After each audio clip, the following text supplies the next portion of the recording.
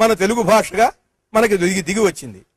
మనం అంటే సరిపోదు, నిరూపించాలి. ఒక్కసారి ఏకాగ్రతతో మీరు చూడండి, నిర్మలమైనటువంటి మనస్సుతో ఏకాగ్రతతో మీరు ఒక్కసారి మన అక్షరాల వైపు చూస్తే సరస్వతి స్వరూపం మీకు దర్శనం అవుతుంది. ఆవిడ ఆభరణాలు మీకు కనిపిస్తాయి, ఆవిడ పరివారం మీకు కనిపిస్తుంది. అద్దమంటి ఆలు అమ్మవారి చెక్కిళ్ళు, అద్దమంటి ఆలు అమ్మవారి చెక్కిళ్ళు, తల్లి బుగ్గ నిమిరినట్టు దిద్దుతారు పిల్లవాళ్ళు.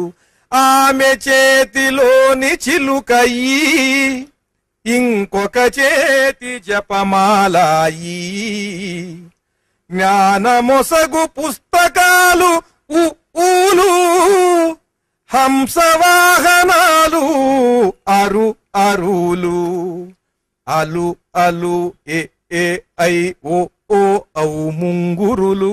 ఎందుకంటే ఏ ఏ ఐ ఓ ఓ ఔ వక్రములు వక్రతమములు, వ్యాకరణంలో వక్రగా ఉండేవి, మిక్కిలి వంకరగా ఉండేవి. ఈ అలు అలు ఏ ఏ ఐ ఆవిడ ముంగురులు.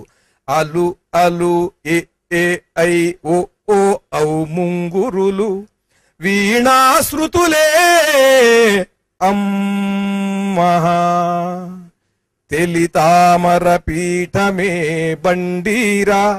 వికసించిన తెల్లతామర పుష్పంలాగా ఉంటుంది బండీరా. ఈ కింద ఉన్నటువంటి ఈ తెల్లతామర వంటి ఈ పుష్పంలో ఈ అక్షర సరస్వతి ఆసీనురాలై ఉంటుంది. తెలితామర పీఠమే బండీరా, పాదాలకు పారాణి అళ, ఒంకుల వడ్డాణమే అణ, వజ్రపుటుంగరమేక్ష,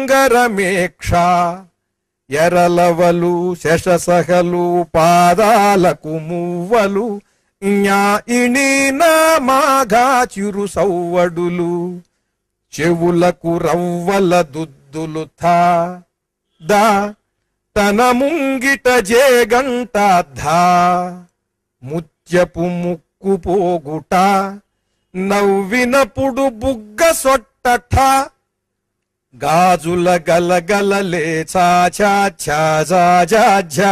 వన్నెల అరవంకీలే డాఢ, సువర్ణ కిరీటమేగా, సిగను విరియు మల్లె రెమ్మత, సుందర సుధానది గమనమేక, పురి విప్పిన పెంపుడు నెమలిఖ, జయ శంఖారవములే పాపా బాబ్బా, నుదుట వెలుగు చంద్రరేఖ అరసున్నా, అద్దమంటి ఆలు అమ్మవారి చెక్కిళ్ళు, తల్లి బుగ్గ నిమిరినట్టు దిద్దుతారు పిల్లవాళ్ళు.